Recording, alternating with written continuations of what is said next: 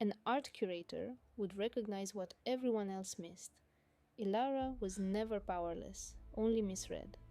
While tech elites admired glass walls, sleek speeches, and corporate mythology, she noticed texture, omissions, and meaning beneath the surface. When she uncovers the file that turns her marriage into a contingency plan, she responds like an artist, not a victim, studying every detail until the masterpiece her husband built begins to collapse under its own hidden design.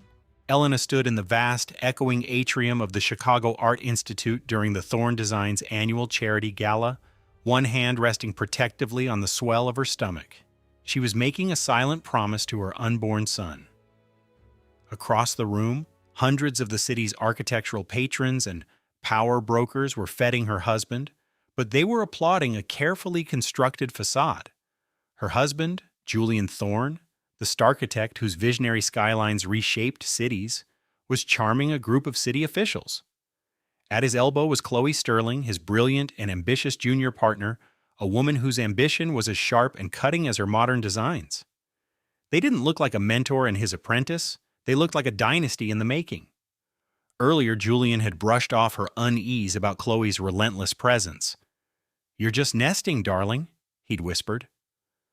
"I need you to pull up the original blueprints for the lakeside pavilion for the alderman from the home server." But on the server, hidden in a folder labeled Legacy, she found something else entirely. It was a complete set of architectural renderings for a breathtaking cliffside estate. It wasn't a client project, it was a sprawling private compound designed to shelter personal wealth, with every detail feeling chillingly personal. And in the corner of the title block, a note in Julian's distinct script: C, for our next chapter, it's all in motion. The classical music from the gala faded into a meaningless buzz. Her marriage, her home, her child, they were all just existing structures scheduled for demolition in the hostile redesign of her life. In 2 days, alone in their sprawling penthouse overlooking the lake, she would discover the full scope of his plan, a betrayal so meticulously drafted it was designed to condemn her entire world. This was far more than an affair. It was a hostile takeover of her existence. The blueprints were merely the opening presentation. Back in their penthouse, claiming a dizzy spell, she navigated to his encrypted hard drive. There were no foolish text messages, but there was a hidden partition containing shadow financial statements. Trips to Zurich and the British Virgin Islands, logged as international design consultations, were actually for establishing private wealth funds for Julian and Chloe. A $200,000 payment to a private gallery was coded as corporate art acquisition, but she knew it was for the sculpture Chloe had pointed out at a gallery opening. This was not a cheap romance, it was a succession plan. Chloe wasn't just his lover, she was his designated heir. And Elena, 7 months pregnant, was the final liability to be cleared from the books. But this is not the story of a shattered heart. It's the story of what Elena did next, when the man who saw her as a beautiful, supportive hostess realized his catastrophic error in judgment. It is the story of how she used her intimate knowledge of his firm's clientele, their egos, their desires, their vulnerabilities, to deconstruct a creative empire from its very foundations. It's about how a visionary's grand design, meant to secure his new legacy, became the very blueprint for ruin for everyone who assumed she was just part of the decor. For 3 days, a heavy, damp fog had moved in from Lake Michigan, cloaking the city in a cold, gray shroud, as if Chicago itself could sense the storm gathering inside the glass towers. The real estate developers, in their bespoke suits, the city officials who benefited from Julian's projects, the design bloggers who documented their every appearance, they all consumed the flawless narrative. Julian Thorne, the ruthless architectural genius, and his beautiful wife Elena, the firm's cultured and compassionate soul. They never questioned how Julian's private line would light up with Chloe's name at all hours, or how he began to critique Elena's curatorial work with a builder's brutal efficiency. They didn't see Chloe, who had joined the firm 2 years prior and methodically built herself a space at the very center of their lives. Elena had even tried to befriend her. Chloe was dazzlingly intelligent, flawlessly tailored, and always offered a compliment that now felt like a cold-blooded assessment. Julian operates on a whole other plane, she would say. It must be challenging for you, focusing on the more sentimental projects. Alone in the now silent living room, Elena whispered to her baby, a quiet vow. I am so sorry I didn't trust my instincts. I'm sorry I let him convince me I was just being hormonal. The digital blueprints on the screen in front of her felt impossibly heavy, weighted not by data, but by years of perfectly rendered deceit. She replayed every moment Julian had explained away her intuition. His late nights at the studio with Chloe were for crushing the deadline on the Shanghai Tower. Their constant trips together were critical for securing the new museum bid. Her creeping sensation of being written out of her own life was simply her inability to cope with the demands of his world. He had gaslighted her into believing her own perception was structurally unsound. She watched Chloe's aggressive, minimalist aesthetic become the firm's celebrated new identity. She watched them create a universe of shared victories and knowing looks that became an unbreakable space, leaving Elena on the outside.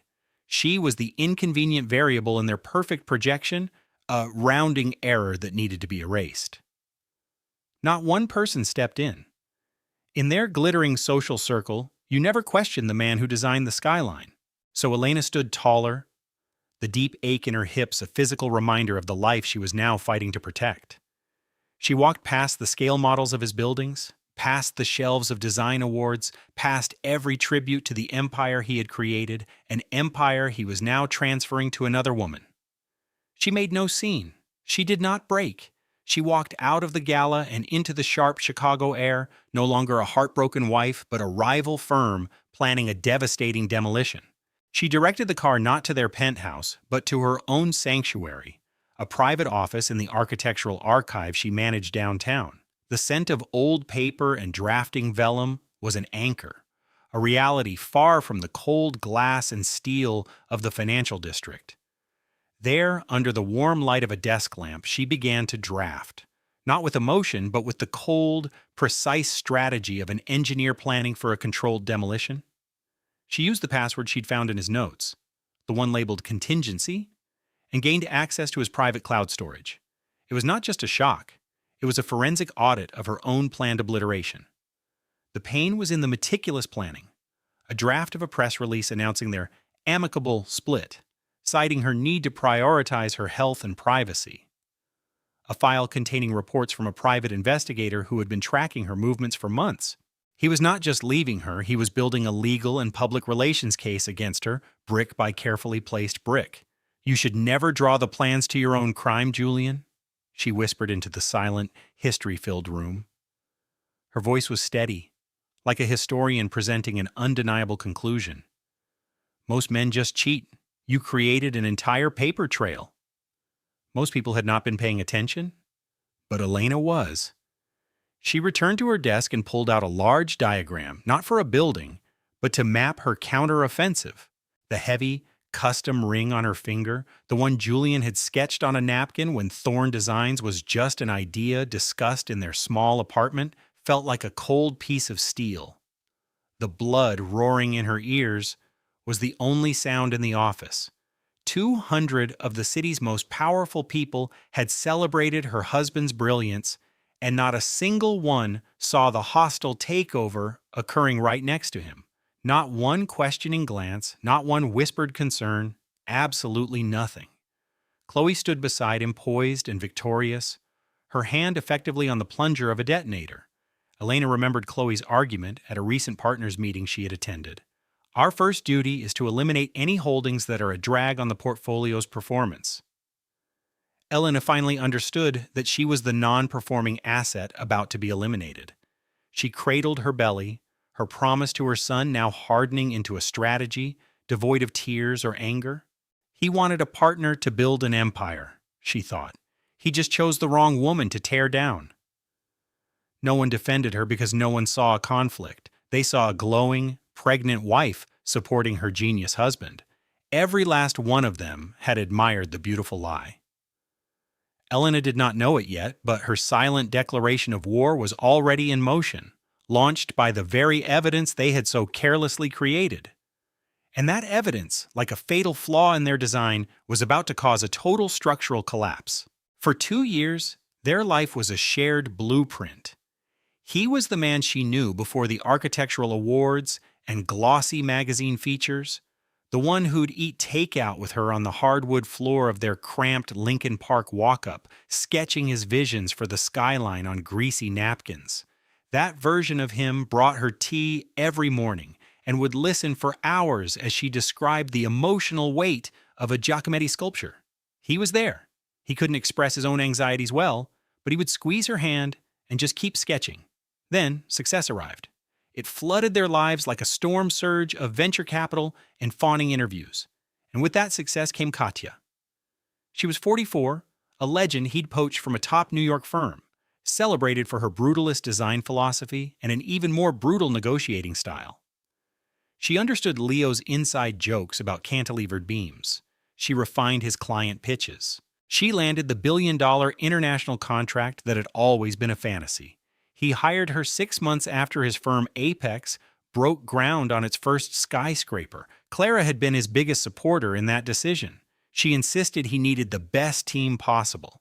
She smiled for the cameras because he wanted her to, and because his victory felt like hers, even as a tiny alarm sounded deep inside her, a feeling like a stress fracture in a building's foundation. The shifts were so gradual, Clara failed to see them as a deliberate demolition. First, their regular Sunday afternoons at the Art Institute vanished. Leo said the new project required his complete focus, and Katya was the only one who could manage the complex logistics. What Clara failed to realize then was that Katya wasn't just dominating his calendar, she was actively erasing Clara from his life's narrative. Whenever Clara mentioned feeling distant from him, Katya would later frame it to Leo as Clara's anxiety about the pregnancy.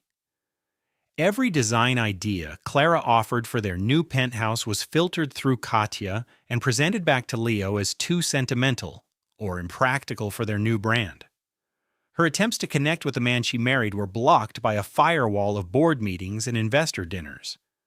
Katya had traded their private world for public prestige, and Clara felt as if she were being systematically devalued. Her husband stopped asking about her museum curation work. He eventually stopped seeing her at all. She had no inkling he was being told she was overwhelmed by motherhood and threatened by Katya's ambition. She was oblivious to the fact that her marriage was the target of a quiet, hostile takeover. Each night, Leo would ask Clara about the baby's nursery, and her reply was a constant refrain. "It's nearly done, my love. I just need you to look at the final paint swatches." "I can't decide without you." But to his lead strategist, Katya, Leo painted a very different reality. "She's completely wrapped up in the nursery, darling, lost in her own little world. It gives us all the time we need." He'd call it a mercy, a way to avoid conflict. Then he'd add with a chilling excitement, "The last thing we want is to cause her any undue stress before the baby comes." Clara had quit wondering what time he'd come home, stopped listening for the sound of his Porsche in the garage, and gave up hope of feeling his hand on her belly as she slept. She was becoming a lovely, silent fixture in their glass and steel penthouse overlooking Lake Michigan, a ghost in the minimalist rooms that were supposed to be a shared dream, now filled with nothing but the low hum of the city below. She was 7 months pregnant when she saw it. It was a notification from a shared bank account, not for their usual expenses. 3 simple words: a private art commission. She had paused her own promising career as a curator, setting aside her wonderfully chaotic office at the museum with its stacks of books and art catalogs. She had traded that rich life for sterile elegance in a skyscraper that touched the clouds. She kept a single-framed photograph on her bedside table from a trip to Barcelona years before the big money, when he had looked at her like she was the only piece of art that mattered, both of them laughing, caught in a sudden downpour. She hadn't felt that man's attention in 2 years when the email preview flashed on his tablet. The design proof lit up the screen at 2:45 in the morning. An invoice for a bespoke bronze sculpture she had never heard of. Katya's initials were in the subject line, a picture of a one-of-a-kind abstract piece marked as paid in full. The note from the artist's studio read, "For Katya, to commemorate your big win. With all my love, L." Clara sat there in the glow of the screen, the city lights blurring into watery lines. She didn't weep. She couldn't. A cold, hard certainty was crystallizing in her gut, a weight that had been compressing for months. To weep would be to concede that the woman who believed in loyalty and shared promises was a fool. He wasn't coming back to her, not the man she had married. And now she understood why. The annual Architectural Guild Gala was in 2 days. It wasn't about charity, it was about image. Leo Vance, the visionary CEO of Apex, never missed an opportunity for exposure. He always claimed that perception was reality, that you tell people a story until they believe it. The heavy, embossed invitation lay on her dresser, an address for the Museum of Contemporary Art, a start time, and one printed sentence: "You are the blueprint of my life." The main gallery of the museum was a blur of designer black dresses and sharp tuxedos, smelling of expensive perfume and the low thrum of ambition. Katya arrived 20 minutes early, as was her custom. Power to her meant claiming territory first, assessing the room, and making everyone else react to her presence. She wore a severe gunmetal gray dress that looked like folded steel because she wasn't in mourning for anything ending. She was celebrating a conquest. Her escort was a junior designer, earnest and disposable, the perfect cover. Katya was ready for this evening, to be her coronation. Clara arrived precisely on time, wearing a simple gown of deep sapphire velvet that hugged the swell of her pregnancy. She had managed to hide the puffiness around her eyes from the tears that had finally, briefly come. The acute stabbing in her heart had settled into a dense, steady ache. She wore almost no jewelry. She found their designated table near the stage, placed her hands over her stomach, and did not search the crowd for Leo. She wasn't looking for anybody. Her eyes settled on the massive, ice-like acrylic model of his company's latest tower. It was brilliant and cold, already beginning to warp slightly under the intense heat of the spotlights. She remembered Leo whispering to her once, years before on the steps of the Art Institute, "The foundation is everything, Clara. It's what you build when no one is watching." He used to say things like that back when he volunteered to design community gardens and tutored high school kids in his free time. Because that's the only way to build something that lasts. The room was electric. The chief financial officer of Apex gave her a solemn nod from across the room. Two investors murmured to each other as their eyes drifted to her belly. Katya let out a sharp, practiced laugh at something her date said. And then the grand doors at the far end of the hall slid open and her entire world cracked open. Leo made his entrance. He was not alone. Katya, her metallic dress flashing like a warning light, was on his arm. Not as his colleague, not as a guest. He was holding her hand, their fingers intertwined. He moved with the sleek, entitled grace of a man who architected his own reality, a man who had never been denied anything. He wore a perfectly tailored suit, but his smile was generic, crafted for the press photographers. His sharp, calculating eyes scanned the room, not for his wife, but for the most important cameras. The low chatter in his path simply died. He adjusted the microphone, his gaze sweeping over the Boston Charity Gala, a sea of tuxedos and designer gowns, before it settled on Eleanor. He offered a small, private smile to his 8 months pregnant wife, a perfect portrait of devotion, and then his eyes shifted fractionally to the left. He looked at Katrina Shaw, his top analyst, and the corner of his mouth ticked upward in a way that was intimate, conspiratorial, and utterly devastating. "My deepest thanks for your generosity tonight," Marcus Vance boomed, his voice the confident instrument that commanded trading floors and swayed boards. "My firm's chief strategist, Miss Shaw, and I were just discussing our next philanthropic venture." He gestured vaguely toward Katrina. "Now let's raise some money." Katrina's smile was a thin, triumphant line. Her eyes met Eleanor's across the glittering ballroom in a silent, brutal checkmate. For months, Marcus had been coming home late, his shirts carrying the scent of sandalwood, a fragrance she had never owned. He'd explained it away as the stress of launching a new international fund. He once said that dynasties are built not by the brilliant, but by the utterly ruthless. "Resilience," he'd told her, placing a hand on her swollen stomach, "is proven when the market turns. This is merely a stress test before our real legacy is born." He had then poured himself a dram of single malt scotch. He had told her that a portfolio's true strength is revealed not in a bull market, but during a full-blown collapse. He had been looking at Eleanor then, but she knew he was picturing a different set of assets.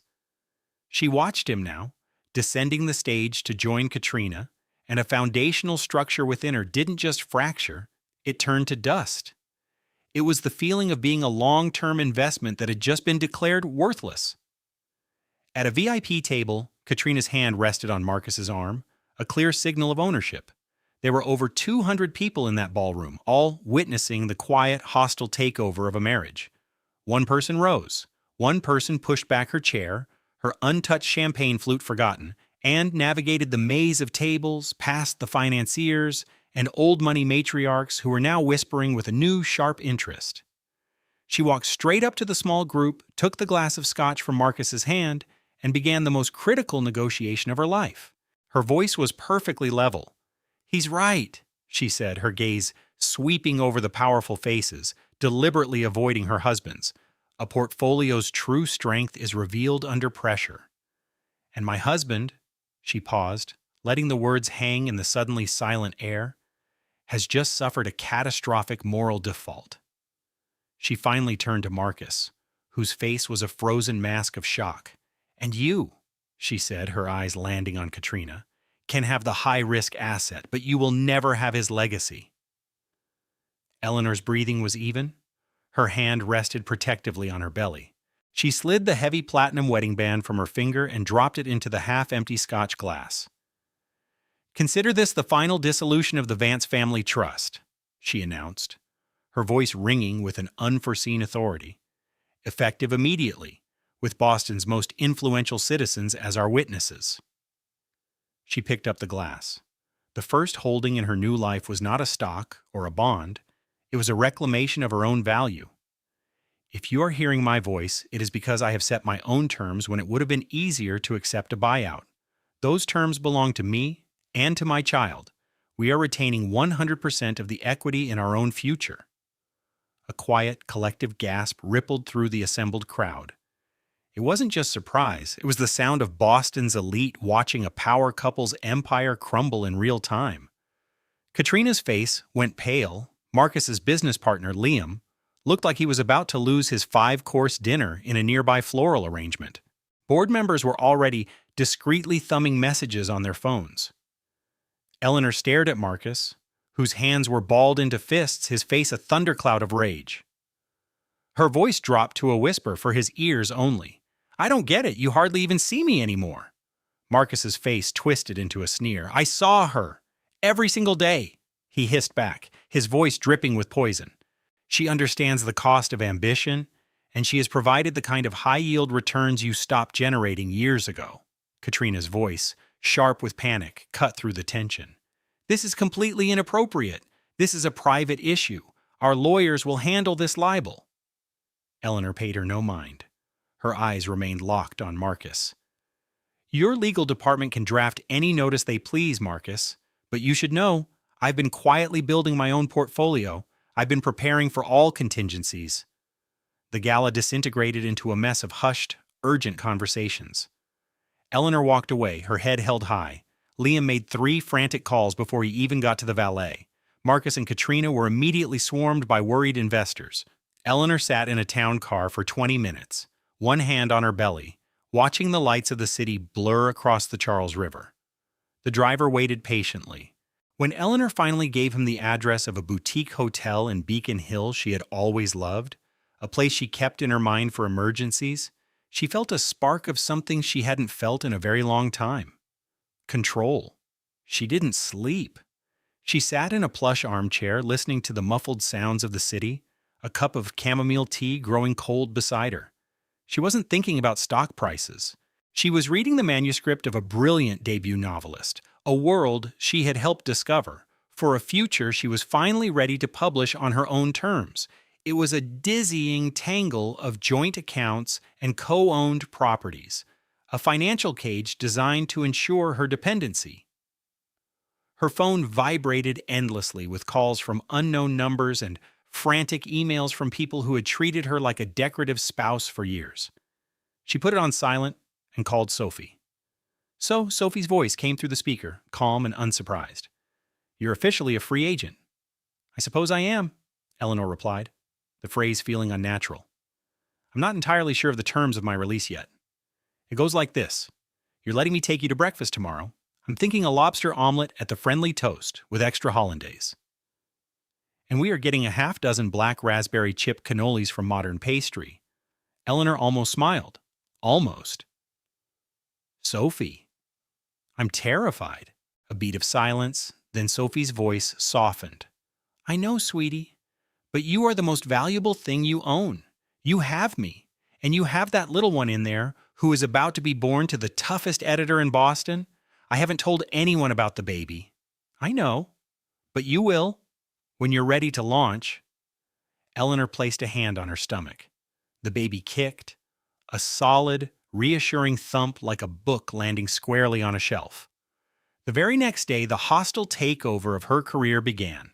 Eleanor came back from a walk to find an email with a subject line that made her blood run cold. Re-editorial contract. The publishing house, her professional home for a decade, was terminating her employment. 48 hours to clear out her desk. No cause was cited, no severance was mentioned. The publishing house's largest shareholder was an investment group called Atlantic Holdings. Eleanor didn't need to check the directory to know who was on their board. She sank onto the hotel bed, reading the email over and over until the letters blurred. 6 months pregnant, with just over $1,000 in her checking account and her career in flames. The next morning, a call came from a literary agent she worked with closely, her scout for new talent. The call came from her business manager, David, his voice strained with an apology he was clearly being forced to make. "Elena, I am so sorry. Our biggest author just backed out of their contract. They're citing a desire to explore new media opportunities. Your literary agency is being dissolved." Elena felt like the wind had been knocked out of her. "My agency? We just signed 3 new authors. David had no other information to offer."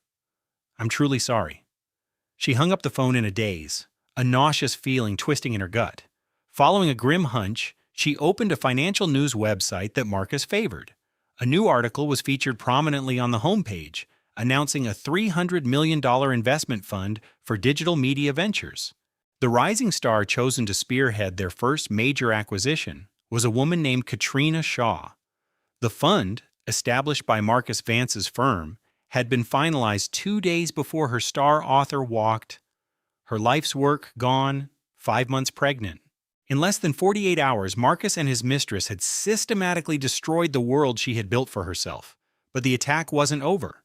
That evening, a key card swiped in the lock of her hotel room door.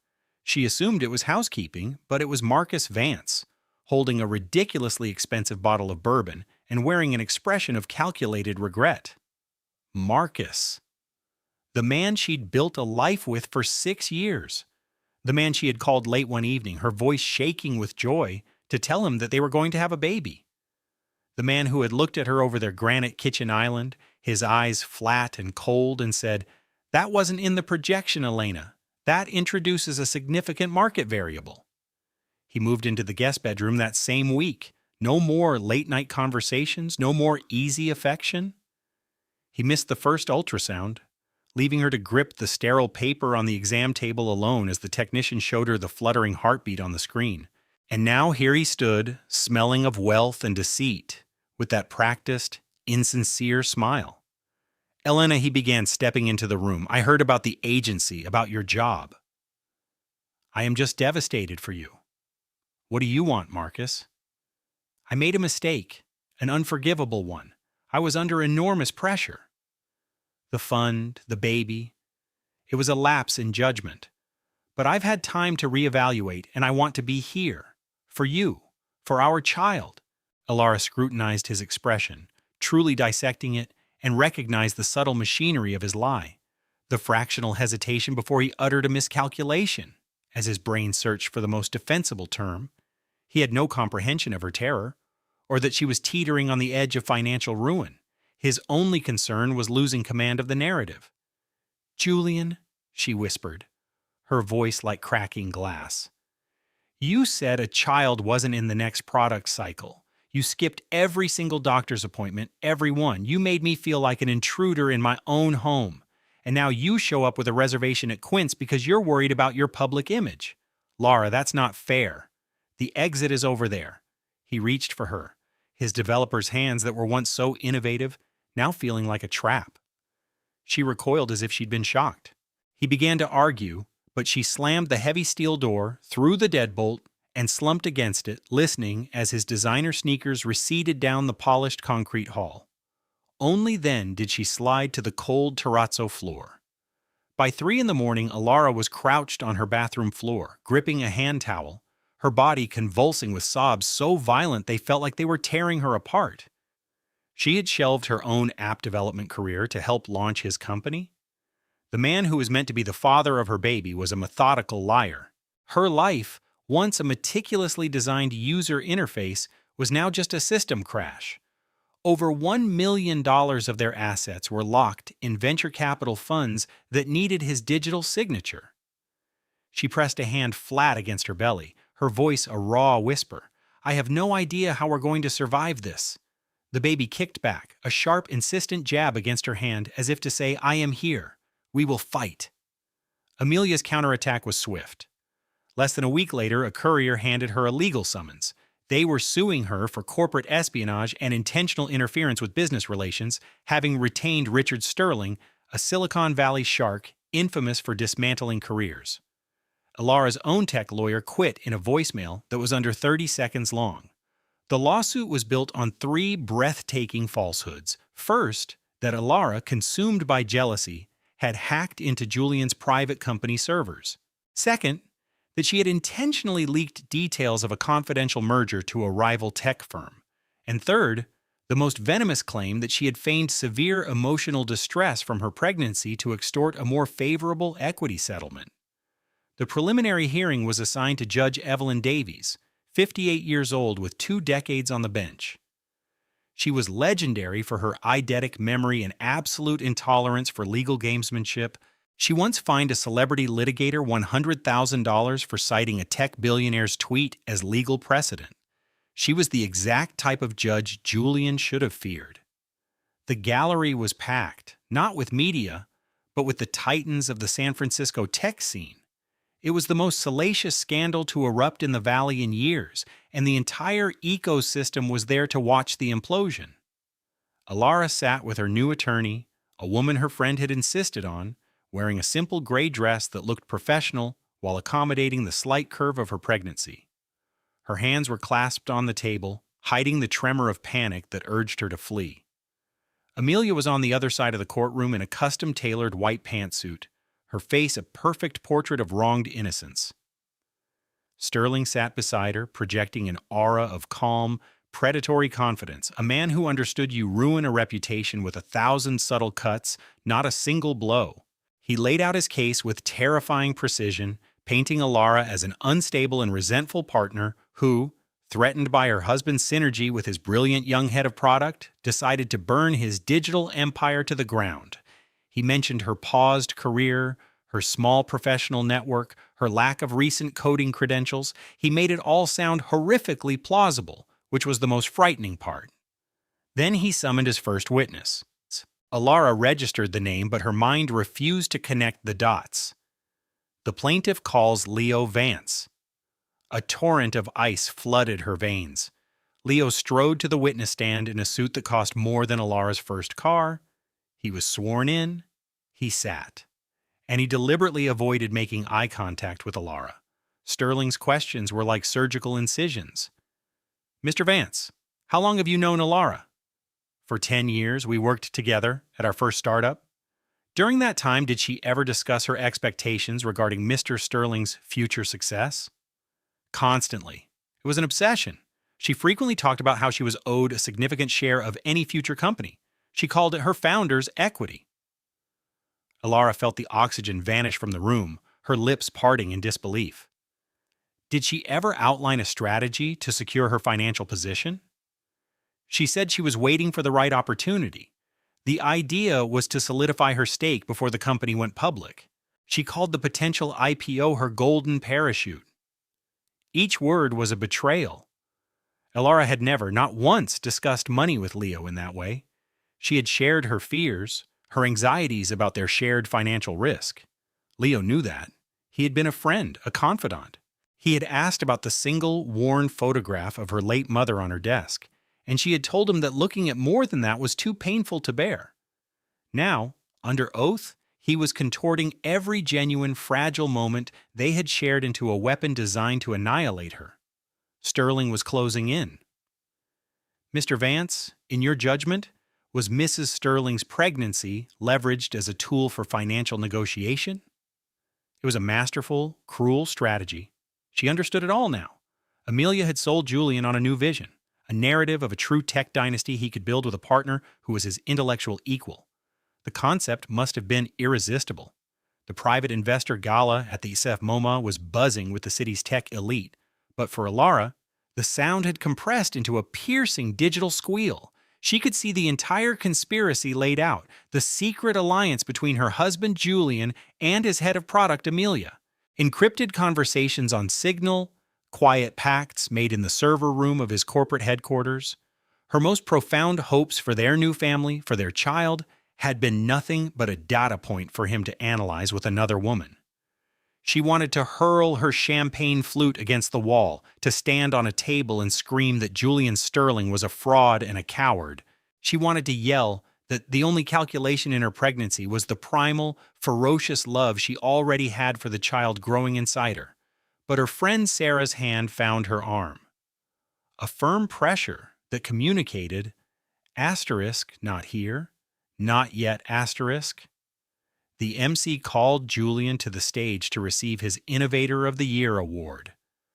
Elara made it to the starkly modern restroom just as the first sob ripped from her throat. She gripped the cold quartz countertop, jamming her fist into her mouth to choke the sound. Her frame shook, and the baby delivered a sudden, violent kick, as if it sensed its mother's anguish and wanted to strike back at the cause. Sarah found her there.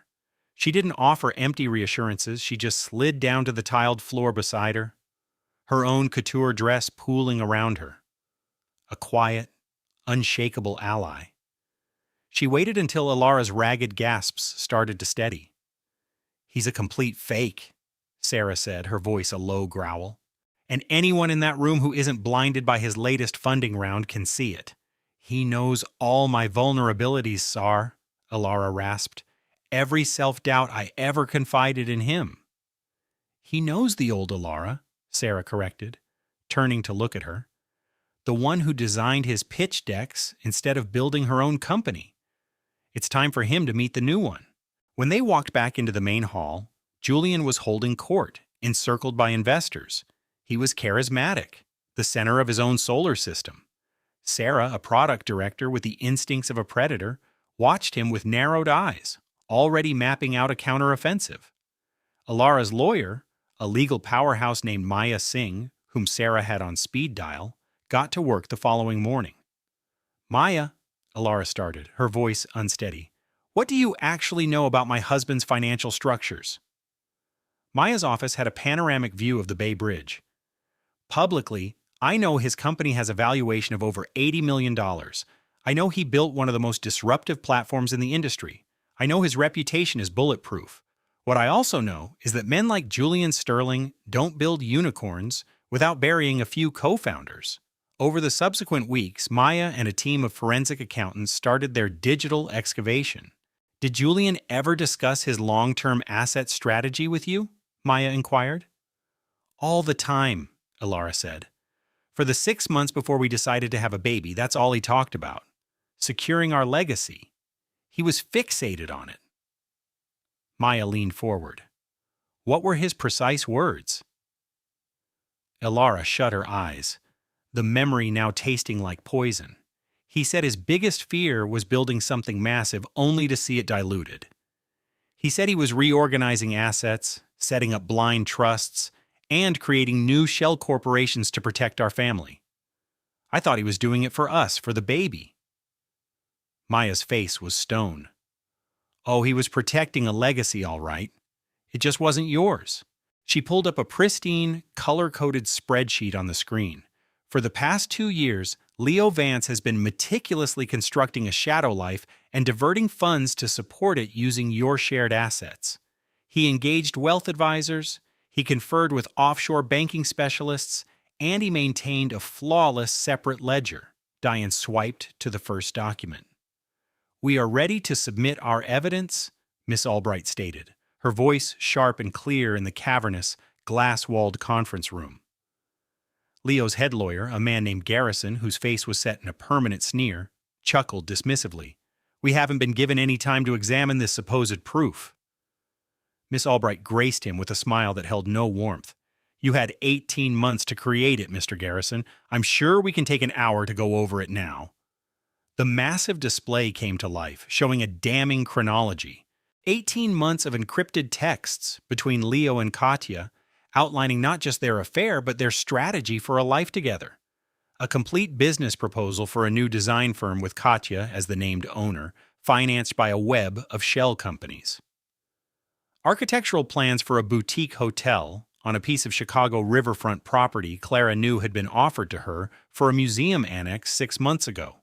Recovered audio notes from a deep data dive in which Julian spoke to Chloe about their future and our real legacy.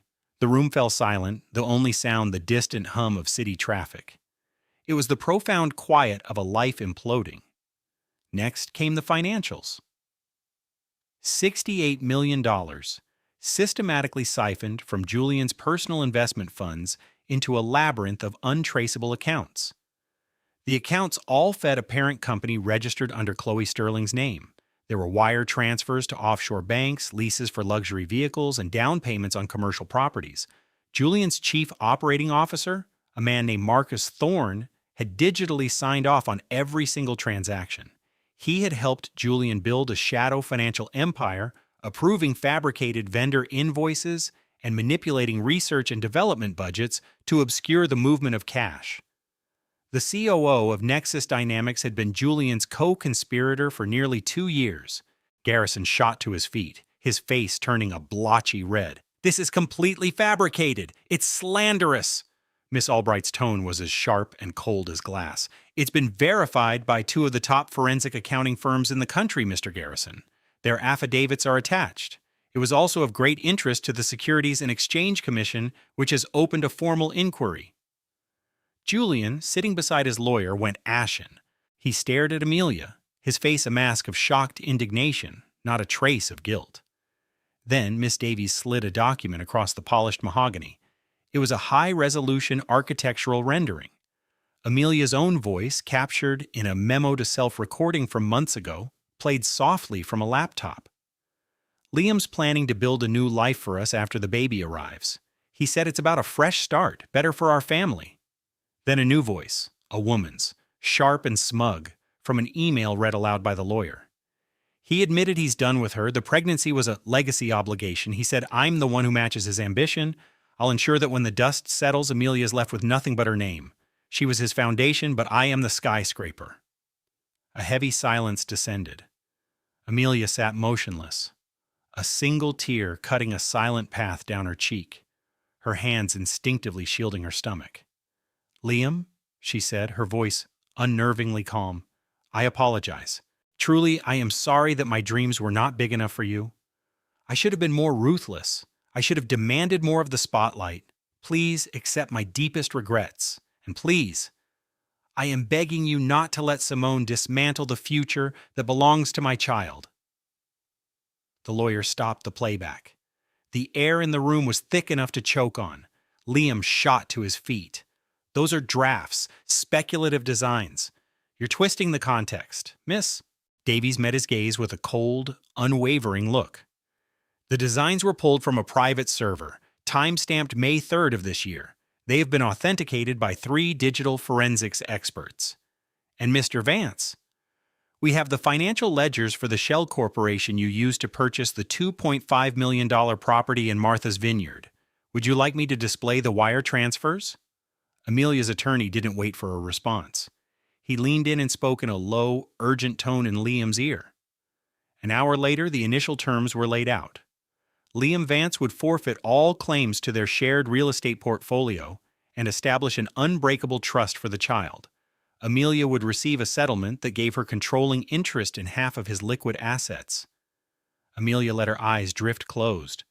There was no triumph, no relief, just the slow, deliberate rhythm of her own breath, a sensation she hadn't truly felt in months.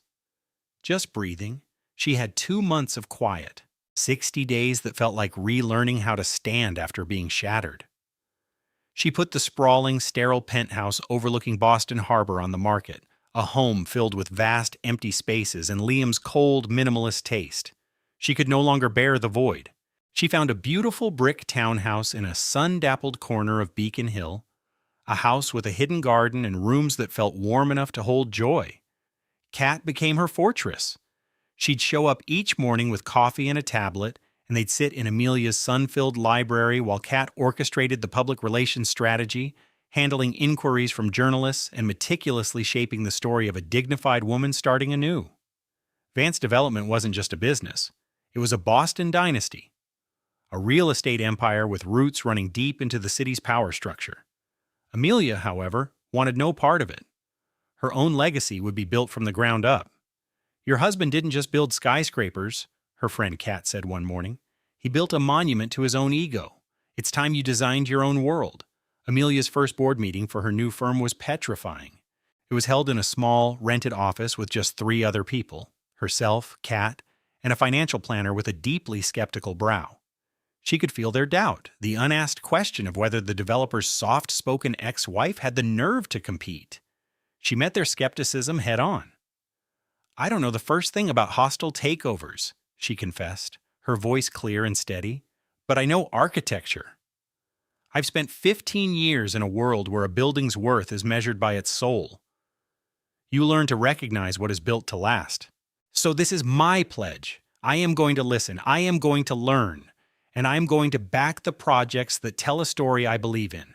I give you my word. I will not invest a single dollar in a blueprint I don't understand with my entire being."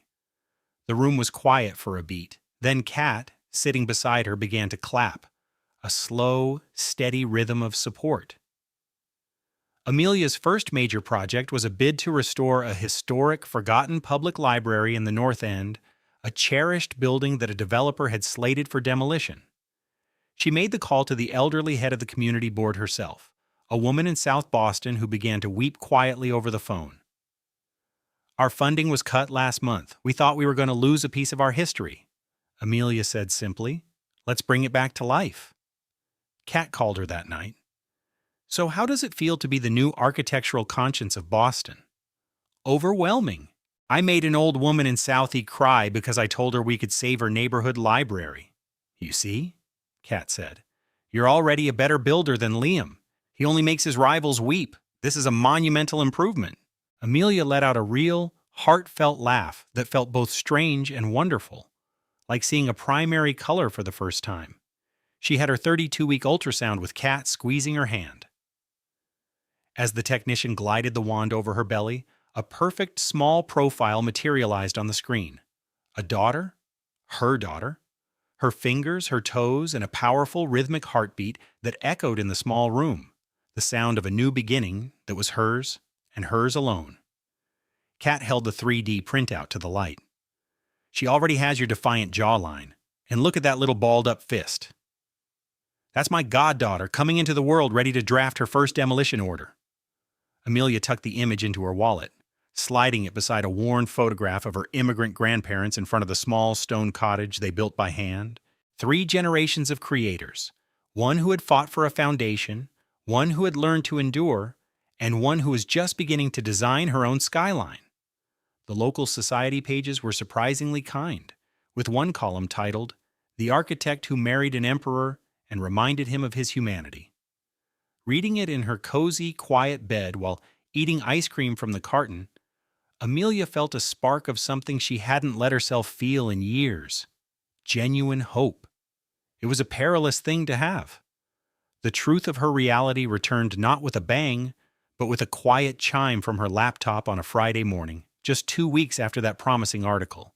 Sophia stood in Liam's sun-drenched Chicago studio, the glittering expanse of Millennium Park below, searching for a specific abstract painting he'd promised for the nursery. While shifting a heavy crate of canvases, her hand brushed against a leather portfolio she'd never seen before. Liam had never mentioned it. This was a problem. A rival gallery owner, Damian Blackwood, had been sniffing around Liam's biggest clients. He'd spent months quietly laying the groundwork for a hostile takeover of Liam's primary gallery space in the West Loop. Consumed by the quiet panic of a man whose schemes were about to unravel, Liam knew any deep audit of his finances would be his ruin. He'd had a psychologist at a private clinic on the Gold Coast create a fabricated history suggesting Sophia's father, the legendary collector who bankrolled Liam's start, had suffered from dementia in his final years. He strong-armed 2 senior board members at the Art Institute, men who owed their entire careers to Sophia's father, to support his move to seize control of her family's art trust. And he had been feeding calculated lies to a powerful arts journalist, casting doubt on Sophia's own stability. But the most vicious part of the plot was its architect. While reviewing the security logs for their building's private art freight elevator, Sophia saw Liam's access fob used, and then, mere seconds later, the fob belonging to Elena, the fiery young artist he was championing, at 3 in the morning. She clicked the audio file.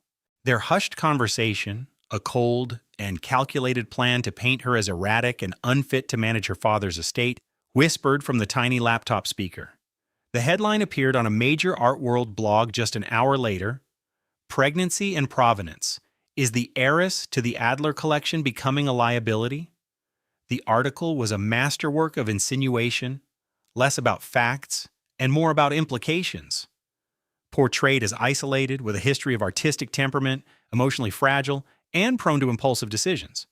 The profile painted her as a woman lost in the fog of hormones and grief, completely incapable of stewarding a $100 million art collection. Sophia's phone buzzed. It was Elena.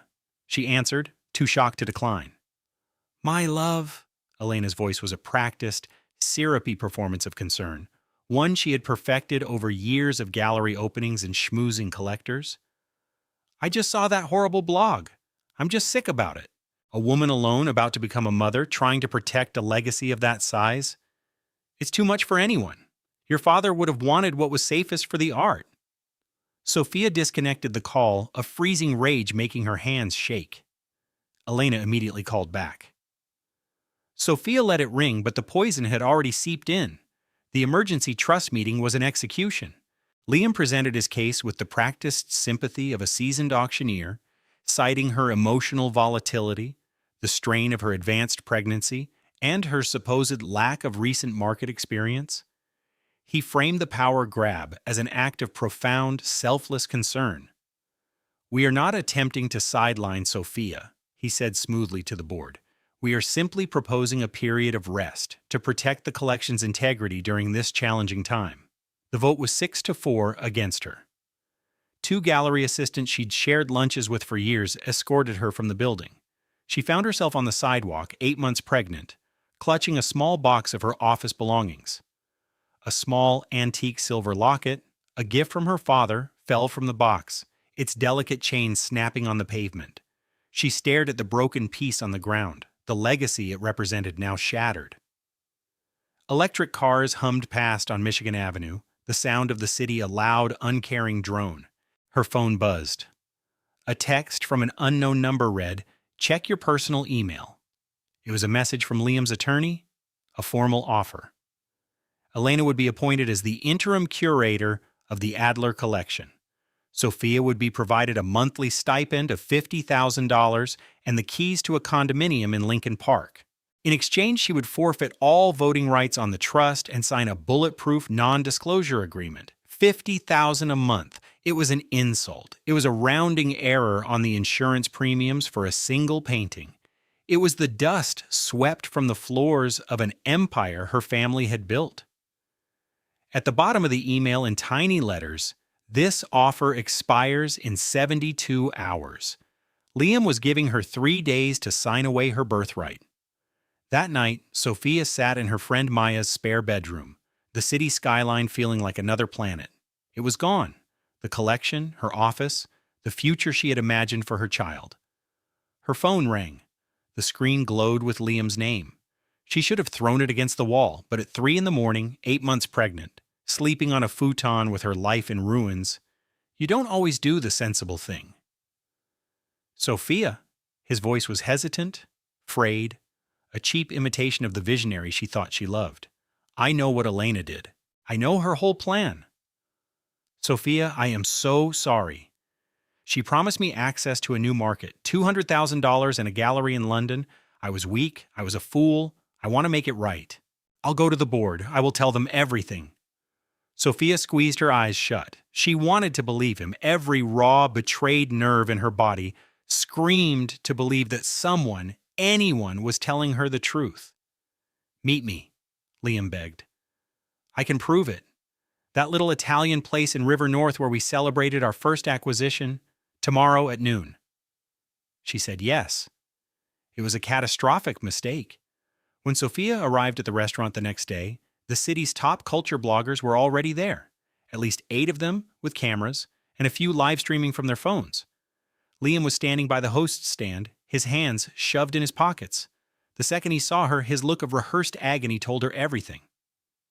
He had betrayed her. Again. The headlines that evening were brutal. Art world heiress in public meltdown amidst family trust dispute, a play for sympathy or a sign of instability. Within hours, Liam's lawyers had filed a new motion. The photos, they argued, were undeniable proof that Sophia and Liam were colluding in a desperate attempt to manipulate the board before the annual acquisitions vote. Sophia sat in Maya's apartment alone that night. Maya was working late. The only sounds were the rattle of the old window air conditioner and the city's distant sirens. She picked up the broken silver locket from her nightstand, its polished surface now scratched and dull. You're my entire world. It was what Liam always whispered after closing a multi-million-dollar deal at his gallery. Our entire world, Sophia would murmur back, her hand on the swell of her belly. But lately, his world had felt distant, leaving her alone in their silent, sprawling penthouse overlooking the lake. And then, the baby would kick, a solid, insistent push, a tiny heel pressing against her ribs with a force that felt like a secret pact. It's just us, the kick seemed to say. It's just us, Mom, and we are enough.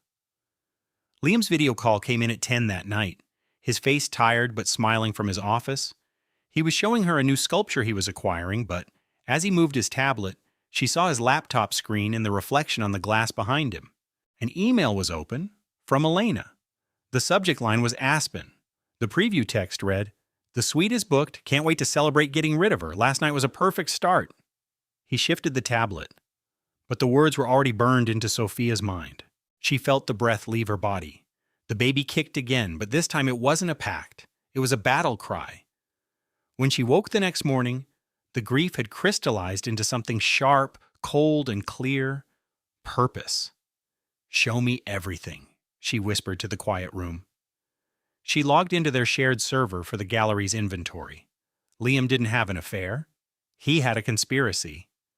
She didn't need a detective to see it now. The first part of the puzzle was the one everyone knew about, the Aspen Ideas Festival he claimed he was attending. That was the cover story. The alibi for what? For this. For a 10-night booking at the presidential suite of the Little Nell for 2 first-class open-ended plane tickets. She checked the passenger details. The second ticket wasn't for a client. It was for Elena. Sophia stared at the screen, a cold, hard knot of certainty forming in her gut. The trip had one purpose: to celebrate the complete takeover of her family's legacy, paid for with the very money he was stealing from it. It was the arrogance that unraveled him in the end. That was his fatal flaw. If the affair had been a simple, fleeting mistake, buried in shame, the proof might have remained hidden. But Liam's betrayal had a blueprint. Lavish expenses on an undeclared credit card, a discreet cloud folder for personal travel, a detailed project timeline for his deception. He documented every single step. He essentially drafted the plans for his own demise. The tea grew cold in Amelia's mug. She didn't even notice she was holding it. "The Vineyard House?" she whispered. Amelia, for the first time in 9 months, felt a surge of energy that had nothing to do with her pregnancy. The look on his face when he'd first mentioned a surprise project had been one of smug satisfaction. But it wasn't for a client. She found the folder on their shared network drive. It held every rendering he had worked on for the last year. Coded emails, wire transfer receipts, a deed for a waterfront property in Chilmark. It was irrefutable proof, in Liam's own meticulous handwriting, that he had been cultivating Simone and her legal career since 2022, using their joint investment accounts as his personal expense fund. He was building, Amelia breathed, the words sticking in her throat. He was building his escape, with my family's money, with our future. He had constructed a flawless facade, one that could only be dismantled by a key he himself had forged, his obsessive, prideful need to document every conquest. Amelia pressed her hands against the cold marble of his home office desk. Liam had designed his life so that every step he took toward his new future created a permanent record of his treachery. Every Michelin star dinner billed to a ghost account, every weekend trip to the Caribbean logged as a client negotiation, every wire transfer to Simone's offshore account, it all became another line item in his budget of betrayal. He had been unwittingly laying the groundwork for his own downfall for years. Olivia picked up the sleek, minimalist tablet she'd found tucked inside his architectural portfolio. Its screen glowed with his professional mantra, a quote from a famous designer. "The structure you build is the life you lead." He wanted me to be part of the facade, she thought, a cold, sharp anger coiling inside her. Olivia set the tablet down with a deliberate click. He assumed I would just blend into the background. It's easy to look perfect when your life is a flawless blueprint. He never imagined I'd find the will to bulldoze his grand design when my own world was collapsing, and she would. Every nerve in her body hummed with the certainty of it. Olivia stood, seeing her own resolute expression mirrored in the dark glass of the office window. How long did she have before their planned trip? It was tomorrow. They had a reservation for a private suite in Miami at 8 p.m. Does Isabel know that I know? No way. Olivia walked to the panoramic window that framed the Chicago skyline, taking a deep, steadying breath. "Cancel our Miami flight and hotel for tomorrow," she commanded the smart home system. As the digital confirmation sounded, a slow, dangerous smile formed on her lips. "And make a reservation at Alinea. Tomorrow night, 9 o'clock, a table for 3. What's the occasion? I'm about to deconstruct my husband's most personal project. The sprawling Lincoln Park penthouse Marcus had designed was supposed to be their masterpiece. Tonight, the city lights glittered below like scattered jewels. Olivia, 7 months pregnant, was supposed to be approving the final renderings for their baby's nursery. Instead, she was staring at the secret project Marcus kept hidden on his server. He called it the Monroe Project. Her heart went still as she swiped to the next file. Inside were not charity blueprints, but receipts from a Chicago jeweler for a custom-designed diamond Riviere necklace, a cascade of perfect, brilliant cut stones, exquisite and breathtaking, and it was definitely not the one he'd bought her for her birthday. The jeweler's notes were painfully specific, referencing an inside joke about a regatta on Lake Michigan, an event Marcus swore he attended with developers. A dizzying wave of sickness washed over her as she scrolled further. It was more than just jewelry. It was a meticulously documented timeline of a 2-year betrayal. Invoices for a year-long lease on a penthouse at the Waldorf Astoria, held under a private LLC. First-class flight confirmations for 2 to Aspen, to Paris, to Kyoto, all during periods he was supposedly at grueling site visits in Dubai. And then, the images. Pages of renderings and photos of his affair with Isabel Vance, the ambitious, cutthroat developer whose firm had partnered with his. Isabel toasting champagne on a private jet, the Swiss Alps framed in the window behind them. Isabel wearing his university hoodie on the balcony of the unfinished lake house he was building for her. Every file was a new crack in the foundation, revealing not a simple mistake, but a carefully constructed parallel life. He wasn't just cheating. He was building a separate legacy with another woman, funded by the joint enterprise their marriage was supposed to be. The $87 million contract he'd secured with her firm now seemed trivial compared to the cost of 2 stolen years. When Marcus strolled in just after 1 a.m., he was glowing, smelling of expensive scotch and a jasmine perfume she didn't own. He kissed her cheek, completely oblivious, talking excitedly about a new city contract he'd just landed. Olivia was waiting for him in his home office, the blueprints for the lake house spread across the glass desk, lit by a single lamp. His triumphant grin dissolved. The denial was immediate, a reflex. It's not what you're imagining, Liv. You're pregnant.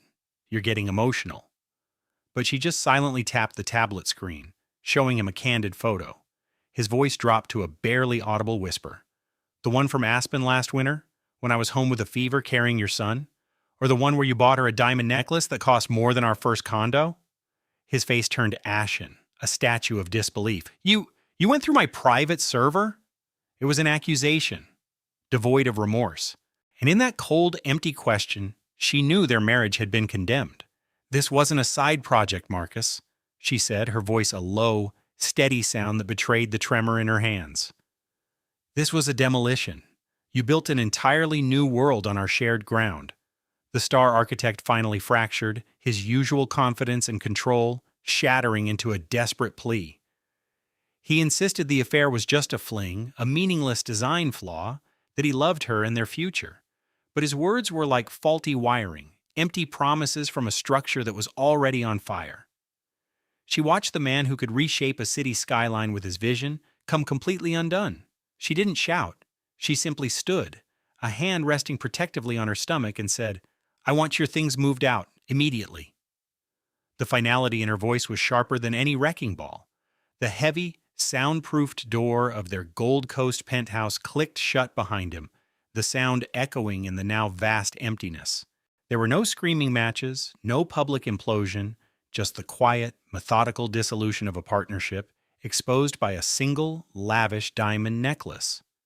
As the doorman hailed him a cab, Marcus hesitated.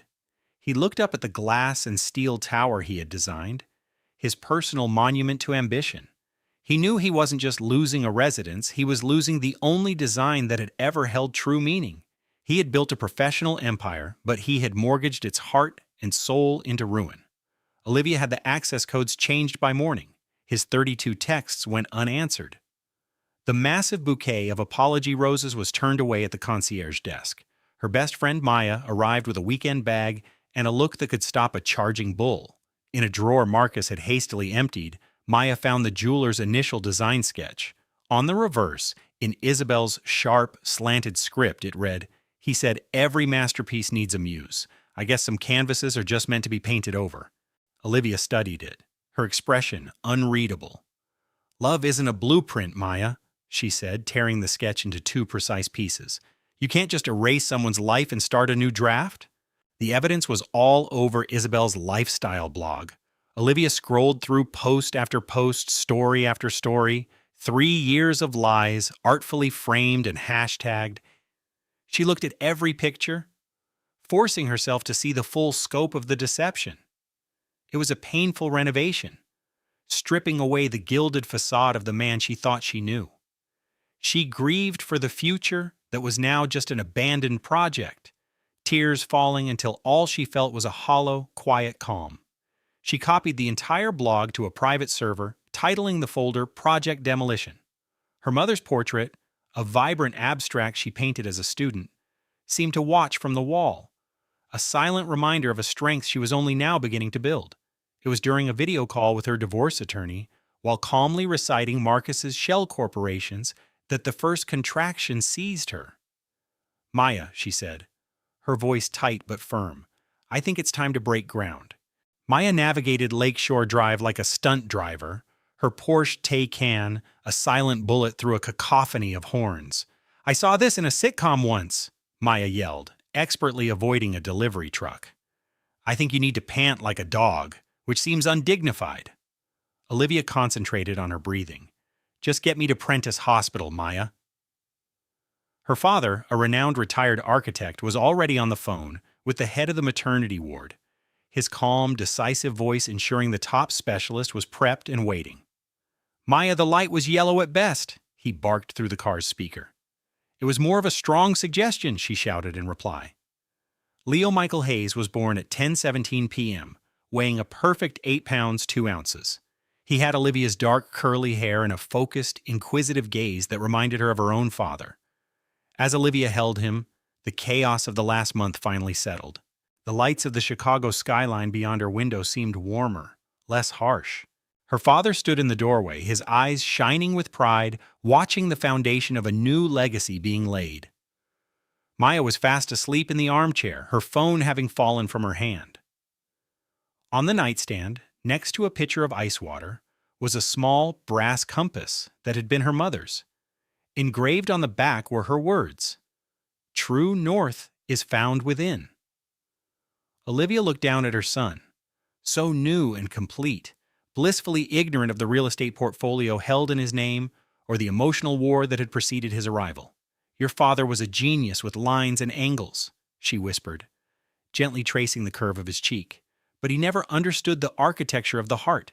And your mother," she smiled, a genuine, warm smile that reached her eyes for the first time in what felt like forever, "was a curator who fell for a very beautiful forgery."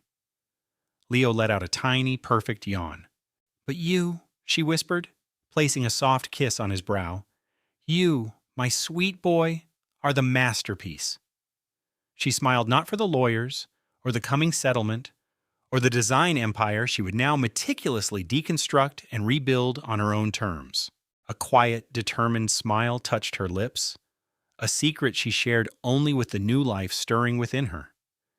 It was the feeling of building an empire that was truly her own, something no one could ever take away. Because the reckoning was coming, just like her mother had always promised it would. For the first time in a decade, Ava felt like the star of her own show. Outside the cafe, the Chicago skyline cut a jagged, unforgiving silhouette against the gray afternoon. Their power couple brand was a lie. The recipe for their perfect marriage had been a fraud, and somewhere, in whatever Michelin-starred kitchen arrogant chefs go to hide, Liam was finally being exposed, and his wife was finally setting herself free. This is a story about the corrosive nature of deceit and the liberating power of a painful truth. It's about those who build their lives on solid ground versus those who build them for an audience of strangers. If you've ever been gaslighted, taken for granted, or made to feel like an employee in your own marriage, then this story is for you. If you're ready, let's begin. This tale is going to make you think twice about those polished, perfect relationships you see on your social media feed. And if this journey resonates with you, I have a small ask. Make sure you're subscribed, leave a comment to let me know what part of the world you're in, and pass this along to someone who needs to be reminded of their own inner strength today. Because these kinds of stories aren't just for entertainment. They're a reminder of the fire we all have inside. This entire narrative was intentionally developed, researched, and created by our team to bring you powerful stories with lessons that resonate. Every single word was selected with care because we are convinced that stories with substance are more necessary now than ever before. Thank you for your time, and thank you for being such an essential part of this community.